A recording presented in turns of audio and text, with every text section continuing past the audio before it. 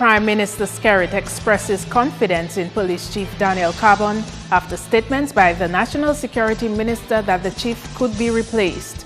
DPSU boss Thomas Later says he is still waiting for the implementation of the job classification exercise which began in 2012. And a new marketing agency expected to provide greater exposure for Dominica's tourism on the Canadian market. I'm Idona John Baptist with the Channel 5 News. Details after this.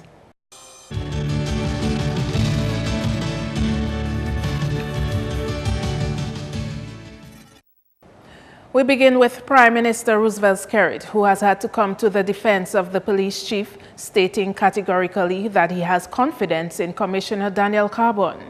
Mr. Skerrit on Thursday did so following statements by his National Security Minister Reuben Blackmore on DBS's Talking Point this week. Blackmore said that the police chief and his deputy have to take responsibility of the police force, and government was not ruling out bringing in someone from overseas to do the job.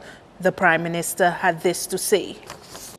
I don't think the statement by the minister should be used as a whipping dog, and by some, but that's how all society would behave. But the chief of police is appointed by the Prime Minister, and the Prime Minister continues to have confidence and respect for the chief of police, Mr. Carbon. While the country's leader says he has the absolute trust and confidence of Carbon, he would also like the rank and file of the police force to do their work diligently. He also says that his government has invested more in the police force than any other administration since independence. On the issue of more police presence in Roseau and communities, Skerrit agrees that is a concern which needs to be addressed. The point made by the minister in respect to having more police officers on the streets is a concern for not only the minister, but for the wider public. And we have to find a formula to allow for more uniformed police officers to be in the streets, to allow for uniformed police officers when on duty at the police stations to be in uniform. And it is a matter that I have raised with them over a continuous period of time, for their own safety and also for the safety of the citizens. So I want to register the government and the Prime Minister's full confidence. I do not believe that the minister himself lacks any profound confidence in the chief of police. I think what the minister wanted to bring across was that there are concerns which the general public has, and we have to find a way of addressing them. On to the public service, where there is no word yet on when the results of a job classification exercise will be implemented. When it is put in action, a recommendation of the job classification exercise could necessitate salary increases for certain positions in the public service. A consultancy firm started the exercise in 2012 on the appointment of government and has completed the job and submitted the recommendations. General Secretary of the Public Service Union, Thomas Later, said the trade union has not received any new information re-implementation of the job classification exercise. The impression that have been given to us is government feel that they can't afford implementation at this time because of the cost. So we are not too sure exactly what will come out of that, but we understand that this matter has been placed on hold. In other words, their salaries and the implementation is not going to take place, and therefore they will continue getting the old salary, except for any increase that we agree to. And our hope. Later says factors hindering implementation of the job classification exercise does not affect their demands for salary increase for public servants. The classification exercise is that you are now placing a value to the job. That you are now saying, look, somebody is doing a job, and you use certain yardstick to determine the value of the job. Question of seniority, confidentiality, whether you have supervisory responsibilities, and academic qualification. our hope was, following the conclusion of salary negotiation, we will get into some discussion with the government as to what is the next step regarding the implementation of the recommendations of the consultants who were doing the classification. On the tourism scene, for the first time, Discover Dominica Authority has contracted a marketing agency specifically focused on the Canadian market. LMA Communications, which boasts of a 25-year track record of helping clients succeed, is Dominica's new Canadian representative for the travel trade. This follows a visit by representatives of 9 marketing and public relations agencies who were here for a week in July as part of a tourism representative summit. President of LMA, John Ozzy Kisler, says the company is honored to be the Canadian representative for the island. He says Dominica is an undiscovered destination for Canadian travelers, and LMA intends to build consumer awareness through an integrated public relations plan and travel trade partner program. The firm has pledged to work to introduce Dominica to consumers as an unspoiled nature island with a vibrant culture and eco-adventures unlike anywhere else in the Caribbean. It plans to focus on added travel agent and tour operator participation, web and online activities, and increased visitor arrivals year-round from key markets in Canada. According to its website, LMA Communications says it delivers powerful and innovative ideas to a diverse worldwide client base in tourism and hospitality, associations, and the service sector. There are also new agencies for France and the United States, namely TQC and Myriad Marketing respectively. These changes stem from the minister's dissatisfaction with the former marketing rep's performance. Brighter Group and Tropical Consult have been retained, however, to represent Dominica in the United Kingdom and German markets respectively. With the continued threat of the Aedes aegypti mosquito population rising, the Environmental Health Department wants the public's help on how to control mosquito breeding. The acting chief environmental health officer said her department is planning a national consultation for that purpose. We're hoping by sometime towards the middle to the end of September, we want to do a national consultation because we realize that we need the general public because mosquito-borne diseases is so much of a developmental issue. We want to get everybody on board so that we can look at new strategies to really deal with the mosquitoes. The Aedes aegypti mosquito is proving very difficult to control in the entire world. I mean, all of the countries are getting a lot of problems in controlling that mosquito because it is adapting. Climate change is making it spread more widely. It is resistant to some of the chemicals that we use to treat it. So you find that we have to be getting innovative ways to deal with the mosquitoes. Dominicans are being commended for their forward thinking in the Building Back Better concept. More in this report. Chairman of the National Reconstruction Task Force says several lessons were learned from Tropical Storm Erika, and this is evident in ongoing construction projects by government. In the housing that was done at Granby for the people of Dubig, the utility lines are now underground. So that seems to be a particular improvement. One would hope as well that the building codes, attention being paid to that, so that as you reconstruct, the things that we didn't pay attention to before, we are doing this. Though not directly involved in the hands-on work of reconstruction, Williams says the task force placed reminders in its proposals on the Building Back Better concept. Recall that a major area of devastation was the infrastructure. In the reconstruction, one would then have to pay attention to what is it that's been done. But it is my information that the engineers have been tasked to look at that. So in other words, every time a new design is being made, that will have to be carefully looked at. We've also made some suggestions in this, but prefer to leave the specifics to the engineers who are tasked for rebuilding. The National Reconstruction Task Force was appointed by Prime Minister Roosevelt Skerrit shortly after the passage of Tropical Storm Erika last August. You're watching Channel 5 News. Coming up, Triple K gives back to needy school children. More when we return.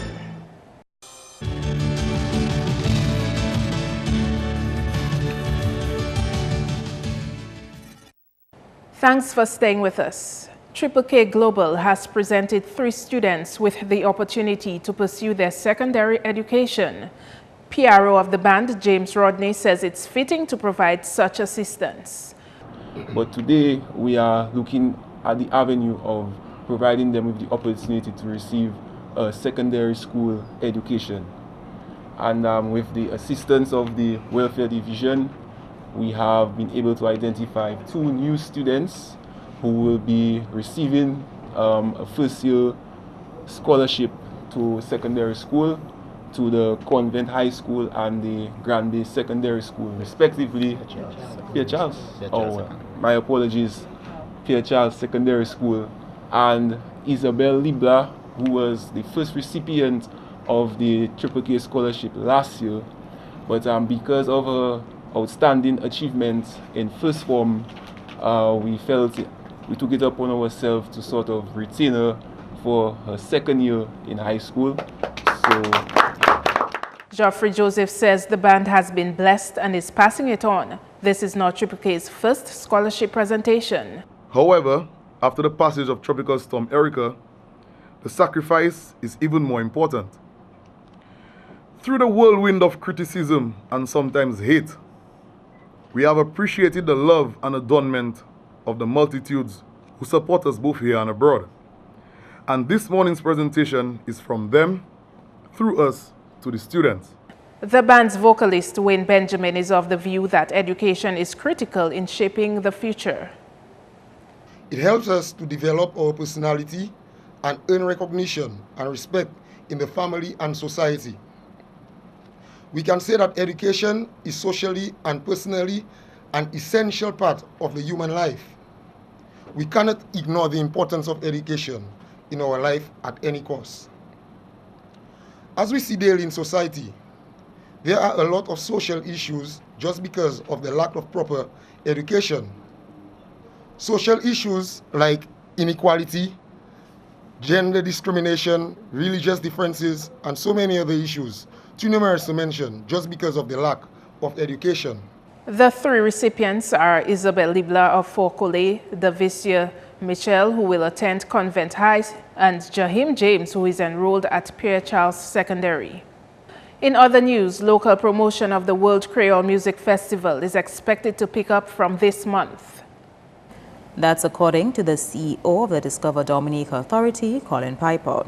2 months ago, the festival was officially launched to the Dominican public, and thus far, marketing to the French West Indies has been going well.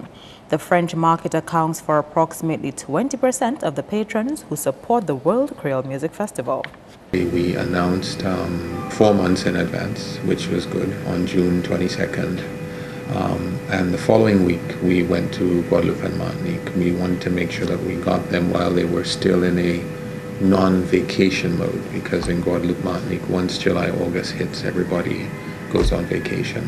And so we've actually done a couple trips to Guadeloupe and Martinique to ensure we've been on live radio, on TV, we've been in the digital space. And so we've really gotten the people there energized and informed about the fact that World Creole Music Festival is coming back. Promotions in the local media will continue to target overseas-based Dominicans. And promotions, of course, will start in earnest in Dominica locally, probably from this month. So throughout August, throughout September, throughout October, there will be a lot more in terms of promotion happening locally. And when we use the local radio stations, we are also communicating to the Dominican communities abroad who listen to the radio stations. And so that in and of itself is critical as well. And so we're just dotting T's and we're dotting I's and crossing T's as far as contracts with the media, the local media go. Just finalizing, the last of the creative in terms of the collateral, but you should start to see much more visual about the World Creole Music Festival, I would say, within the next 2 to 3 weeks. This year's World Creole Music Festival is scheduled to run from 28th to 30th October. Andrea Louis, Channel 5 News. The community of Calibishi is promising increased and improved safety when it embarks on its community policing program this week. Chairman of the Community Policing Committee says this project will see various community members come on board to ensure the safety of locals and visitors. What we have embarked on, we are about to put up some signs for different locations, especially locations going down to the different beaches. Signs that would be more or less neighborhood watch, emergency numbers. We have the different beach officers that we're making sure that they get well trained, additional staff so that they can at least patrol the different beaches. We are going to have at least some day patrols with, I would call them just neighborhood soldiers, just walking the streets, just to make sure that everything is all right. Teaming up with the experts and the locals, making sure that everything is fine. Coordinator of the policing program says arresting crime and disorderly behavior is the main aim of the project. Community policing is the way to go to solve and to arrest crime in the community. I also want to let the community know that by forming community police community groups does not mean that you are a police informant. That is so far from the truth and a myth. We are not cultivating informants. We are not asking the citizens of the community to tell on others. Our main aim is to arrest crime and disorderly behavior in communities. Funding will also play a key role in ensuring the success of the community policing program. We are also in close relation with the police, and we are also trying to raise funds ourselves, right into the different stakeholders that they can come on board, because it's a partnership and it has to take a collaborative effort with stakeholders, business places in the village and the community to really make this initiative a success as it's supposed to be. It's something that is going to affect the entire country. So it's going to be good for every village that is going to go on next. So just partner, support, be one with the communities. So at least we can make this thing a reality. The policing program will officially be launched on 19th August. Former national pageant contestants are among 7 ladies to vie for the title of Miss Summer this weekend. The Clare Harbour Events Club is putting on the Miss Summer pageant in an effort to raise funds for Clare Harbour employees and families who are less fortunate. Events coordinator Margaret Seaman says the ladies have been rehearsing for 3 months. We have several clubs here, several groups within our community of Clare Harbour, and one of the group is the Events Club. So a number of them came together to figure out how could we raise funds for foundations, for employees who can't afford to maybe even pay the bus. Yes, they're getting a salary, but because of other commitment, they are stressed and they need to get to work, and we need them to be at work, and we need to help them as well. How can we do that? How can we help the persons in our neighboring environs, like the people from Maho, Massa, Cochrane, can feel that their family needs help, or a child can't go to school because of lack of food and that sort of thing. So that kind of prop up, and we figure out what best way for us to raise funds but to have a pageant. And we have over 800 employees at Clare Harbour. You used to be one of us here, and 80% of that are female. So we decided to let's have a pageant. The contestants will be judged in 5 categories, including business wear. They are Royet Lura, a former Miss Dominica contestant, Nelista Barron, Sorisha Pop, Latisha Locat, a former contestant of Carnival Mother's Queen pageant, Joelle Brown, a former Miss Dominica pageant contestant, Brianna Vidal, a former Miss DSC pageant contestant, and Chrisella Sylvester. The show takes place at the Arawak House of Culture on Saturday at 7 p.m. That's news. Kenny Williams is next with your sports highlights.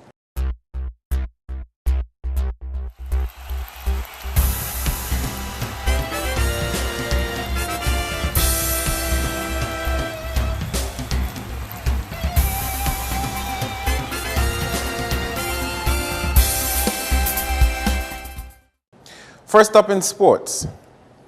A rain-washed first day limited play in the Windies' fourth test against India as the Windies made it 62 for 2 on day 1. Craig Brathwaite scored 32 not out and Darren Bravo 10.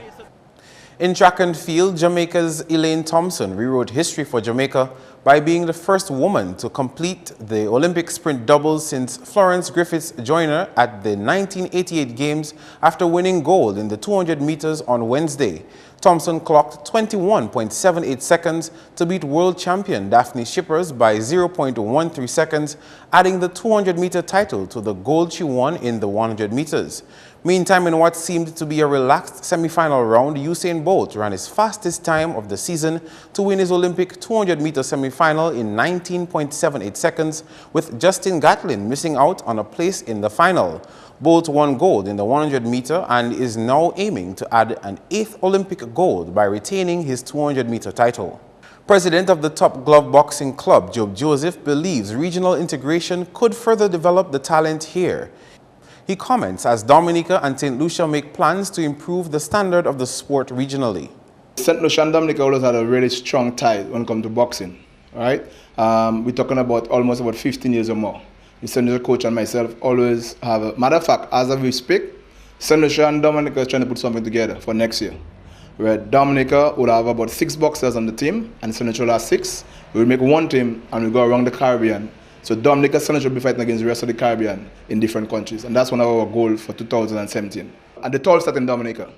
So we have countries come to Dominica, then after we go to St. Lucia, then after we go to different countries. But the tour will start in Dominica. I can guarantee you that. What we plan to do before the 26th, we're not going to have competition. What we plan to do, 1 or 2 Sundays before the competition, probably 2 or 3 before the competition, we're going to have training, and we like the public to come and see us train, to hype up the whole competition. We might be training Bayfront or training somewhere where people can come and watch us train. So to see what it is to be a 1-day training for a boxer, how hard it will be. Because people think, well, let's go into the ring and it's okay. There's a lot of hard work into it. So I want the public to come and see us train for a day, probably put down the ring somewhere in the Rose or anywhere, get the rights, you know, and from the government or who have to get it from, to do something on Sunday afternoon in the city and let people see what is the training day. And they will realize, well, it's very hard to be a boxer. Meantime, Joseph says plans are in the pipeline to have female boxers on a show soon. We have female boxers training, but it's to match them up because we have about 4 of them training, and all of them are in different weight categories, so we can't pair them up. So we're hoping probably one of them can be ready to step up the plate and probably get a overseas athlete to go against one of them. Actually, as we speak, I'm trying to get the Dominica best female boxer, which is Valerian. I'm trying to get the Dominica on the 26th also to have a fight against a girl from Ecuador. Now, the boxing enthusiast says he has a surprise for the Dominican public, but he cannot say too much. This is what he had to say.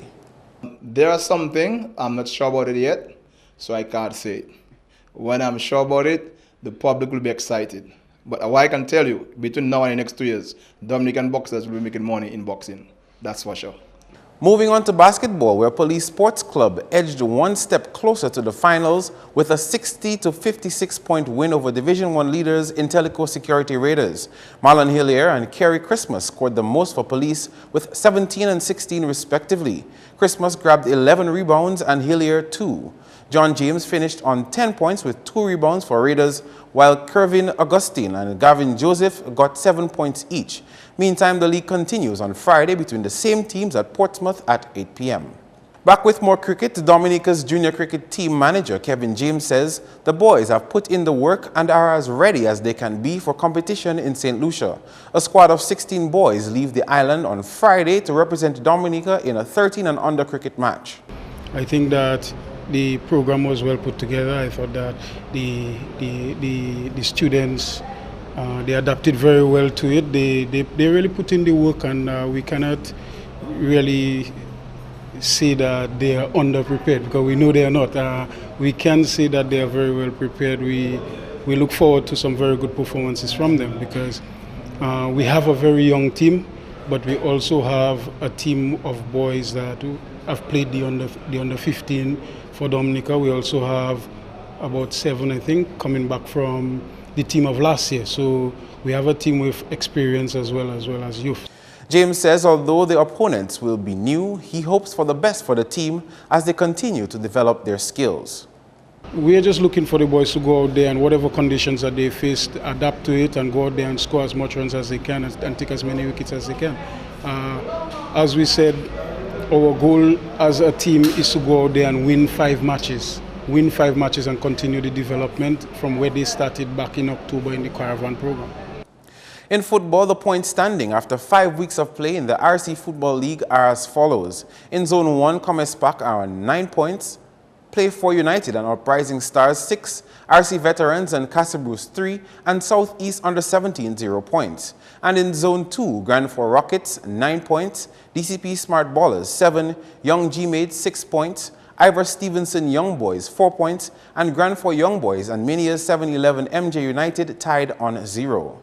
Finally, in sports, just in case you missed it, Dominica B beat St. Lucia 19-12 and Anguilla 45-2, and the local A team defeated St. Lucia 23-15 in action from the 13 and under regional invitational netball competition recently. The league continues into the weekend. That's all the sporting highlights for now. I am Kenny Williams. Join us again tomorrow.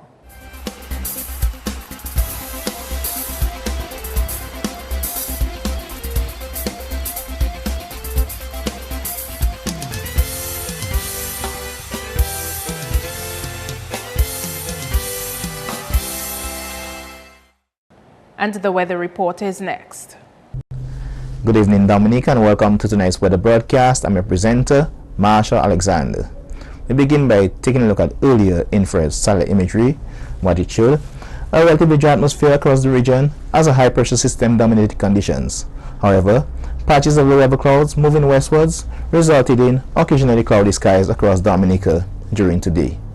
Now, taking a look at earlier radar imagery and what it indicated: some scattered showers across Dominica and across the islands to the south. Tonight's weather is expected to be partly cloudy, hazy and occasionally breezy with a few scattered showers, and similar conditions can be expected into tomorrow. Sea conditions are expected to be moderate in open water with waves peaking near 7 feet. For the next 3 days, fair to partly cloudy skies with a few scattered showers mainly during the morning can be expected throughout the 3-day period, with a decrease in wind speeds expected as we move into Sunday.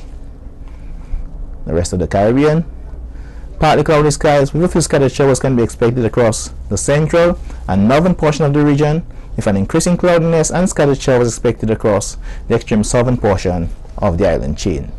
International cities forecast: partly cloudy skies expected in New York and Miami, some rain expected in London, some thunderstorm activity expected in Caracas, and clear skies expected in Beijing. Sunrise tomorrow will be at 5:51 a.m. and sunset will be at 6:26 p.m. Please remember that we are in the hurricane season. For more information, you can call the weather hotline at 447-5555 or visit the website at weather.gov.dm. Thanks for viewing. Have a good night.